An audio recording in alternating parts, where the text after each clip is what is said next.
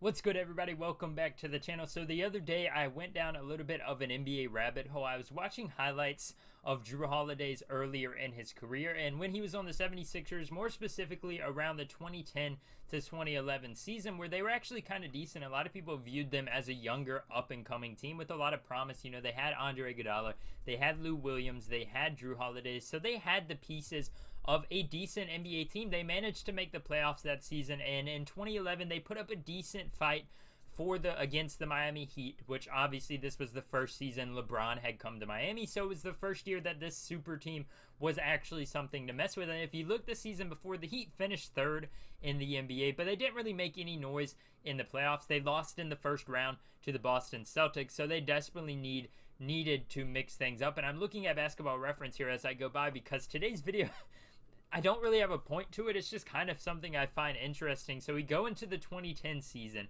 I'm watching the highlights of the series. The 76ers ended up losing in 5. It was a 4-1 series. They really didn't stand a chance, but they put up a decent fight in some of those games. They put some of them down to the wire.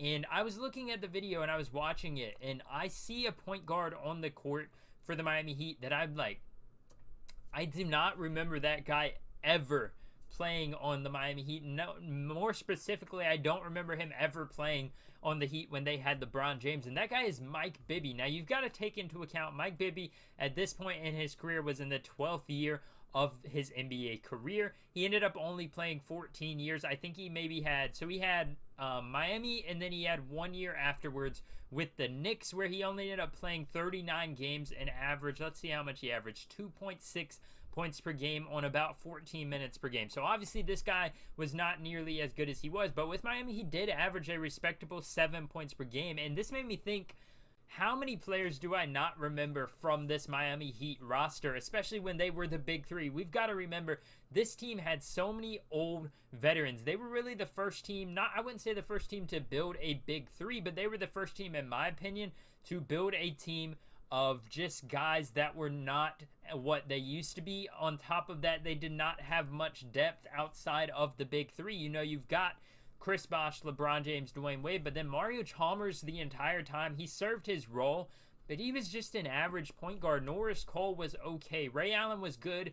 Obviously, he saved their finals run, but he was still just an okay guy. He was well past his prime. He was 38 at the time. Mike Miller was past his prime. He could still shoot threes, obviously, but he was still past his prime nonetheless. So I wanted to go through and look at the different rosters today in this video and just see how many different players I recognize as actually playing. And to begin with, obviously, Mike Bibby only played 22 games for the Heat that season. So going into the 2010 season, he was with Atlanta, which I remember him in Atlanta. I remember him from 2K12 or 2K10, I believe, on the Atlanta Hawks. He was still okay at that point.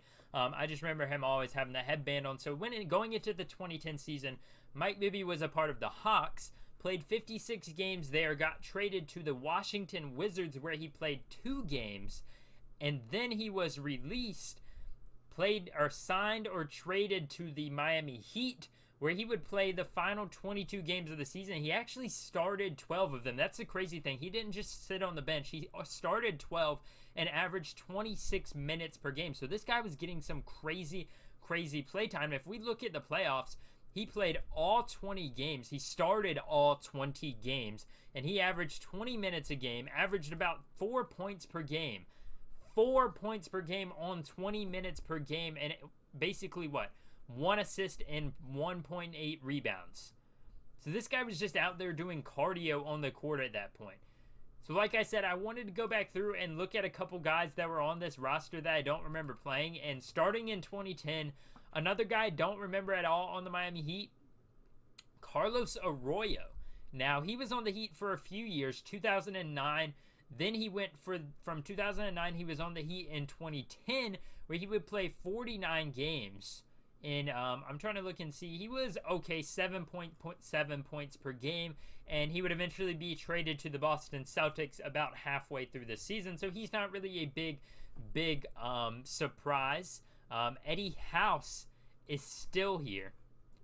I had no idea Eddie House played for the Miami Heat at this time. See, I just feel like this is such a cool thing to go back in time, because I remember this time period. I remember 2K12, 2K11, 2K10. That's where I know so many NBA players, but I don't remember a lot of these guys being on the Miami Heat. And Eddie House is a guy that he played with Miami for a long time. He played there for the first 3 seasons of his career. And then he had about, I'd say, from 2003 to 2009, he played somewhere else. So about 6 years. And then he comes back to Miami for 2010. He plays 56 games, and it was okay. 6.5 points per game, about 1 assist per game, and 1 rebound per game. So he wasn't anything special, but he was still a decent player, especially when they needed him to be there. You've got to think, this, like I mentioned earlier, they're one of the first teams to really prioritize having no depth in order to have 3 really good NBA players, and Chris Bosh only got better as it went along. James Jones is obviously a guy that everybody remembers just because he was there pretty much the whole time. Everywhere LeBron went, James Jones followed him. He followed him to Cleveland, got a ring there. I believe James Jones has 3 rings now. Yeah, he's a 3-time NBA champion. Did James Jones ever average more than 10 points per game? He did not. Played for 14 years, and he only ever averaged 9.3 points per game as his career high, and honestly wasn't that good of a 3-point shooter. 40% for his career, so I mean, I guess that's decent, but that's besides the point. We're not here to talk about James Jones. I remember Zandreas Ilgauskas there. I remember Juwan Howard because he was super, super old. Jamal McGlure, I don't remember too much, but he was really old in his career. He was about 10 years into his career, and yeah, this was one of his final years. He was actually on the Heat for 3 straight seasons. He played 18 games in 2010. He must have got injured or something, and he did play just 3 games in the playoffs, so he's not really an important guy. Mike Miller, I remember. Jerry Stackhouse, I remember on this roster just because of 2K10 from the PS2. I remember him being, or 2K11 on the 360 would have been these rosters. I remember him being a very, very interesting guy because he was about 80 years old at this point. Dexter Pittman was a rookie. I remember Dexter Pittman, and Mike Miller was there in his 10th NBA season. So I remember most of those guys now. Let's go to the 2011 team. Joel Anthony. Now let me see if I can find this. Joel Anthony has a record that a lot of you people know about. 28 minutes and 46 seconds in an NBA game without recording a single stat. January 9th, 2011. Now, we all know Joel Anthony wasn't that good of an NBA player. He kind of spent most of his career just being a guy that would come in a few minutes here and there, get you some rebounds, maybe get a few blocks. He played for Miami for from 2007 all the way up till 2012, was traded in 2013 to Boston, had a few years there until 34 where he would eventually retire, and he only averaged 2.2 points per game for his 10-year career. So obviously he wasn't a guy that offenses were focused around or giving him a lot of touches, but he played his role fairly well. He was a rim protector and he got some rebounds every once in a while, but for whatever particular reason, oh man, that's funny. 28 minutes and 46 seconds, 0 points, 0 rebounds, 0 assists, 0 steals, 0 blocks. I don't even know if he had a foul at that point. Like, you might as well just foul someone to get into the box score. That is one of the worst records you could ever have in NBA history, but I do remember Joel Anthony being there. Shane Battier, I remember. Mario Chalmers, Norris Cole, I remember. I remember thinking Norris Cole was actually going to be a good NBA player. Now, he was a rookie in 2011 when they won the championship against the Thunder. And his career only ended up being 6 years long. But I honestly thought he was going to end up being better than that. His rookie year, he averaged 7 points per game. He went down a little bit, then he went back up. Then he went up even farther. And then finally in 2015, he got up to 10 points per game in New Orleans. But for whatever reason, he played 1 season in OKC, and he only got 9 minutes per game, and then he was out of the league. So, I mean, yeah, that's that. But I do remember Norris Cole.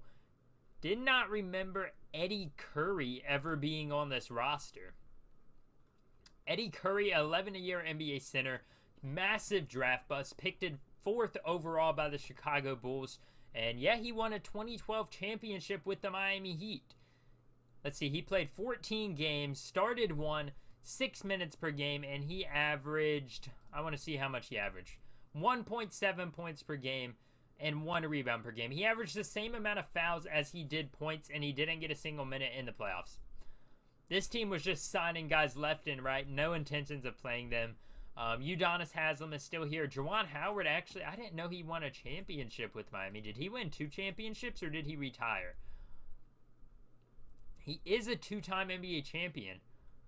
So he did win 2 championships, I believe. Let's see. Then you have Mike Miller, Ronnie Turiaf, I knew was here, and Dexter Pittman again was here in his 2nd year. So did he win 2 championships with Miami?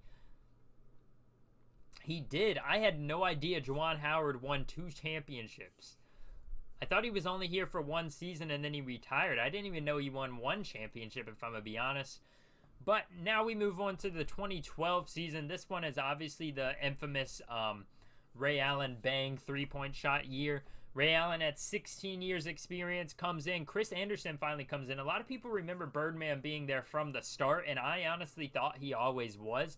But he did have to come in after about 2 years there, and he finally kind of became a good center for the Heat. I mean, he was a good guy. He played his role relatively well. Anybody surprising on here? Terrell Harris, I've never heard of. They did bring Rashard Lewis. I forgot about Rashard Lewis. That guy was really good for a few years there. He had 2 All-Star appearances, and it's kind of weird. At 25 years old, he had an All-Star appearance, and then at 30 years old, or 29 years old, he had his 2nd All-Star appearance. So really, other than that, he was just an okay NBA player. He had a few seasons there from 2000 all the way on to, we'll say to 2010. He was averaging more than 10 points per game. He maxed out at 22 points per game. He had a year with 21. He had a year with, let's see, 17. He didn't make an All-Star team at all. When he was averaging 20.5 points per game, 20.1 points per game, and 22 points per game, he didn't make the All-Star team a single time. The Supersonics must have been really bad at that time, apparently. And he finally came to Miami in 2012, where he would average not much, 5 points per game on 14 minutes. And is he the final guy? Oh, man. Jarvis, how do you even pronounce his name? Jarvis Varnado? Jarvis Varnado? I forgot about this guy. I remember him from NBA 2K12 being like a 59 overall, and he was so bad in the game. And that would be the final year. 2013, they went at it again. They lost the championship that year to San Antonio. And they didn't really have anybody that's too surprising outside of bringing Greg Oden back. DeAndre Liggins was a new guy there. And they did have Tony Douglas. That brings back memories. And they did bring back Michael Beasley. But yeah, that's all I wanted to talk about today. I just went on that loop, down that rabbit hole of looking at old NBA highlights from that 2011 season. It was so shocking to see some of the old players veterans that I just do not remember being on the Miami Heat roster, especially when they won championships. So if you guys enjoy this type of content, if you enjoy my videos, thank you for watching. Hit the like button and subscribe. Turn post notifications on so you never miss a video, and you'll see more content just like this. Thank you all for watching this one. I'll see you next time. Peace.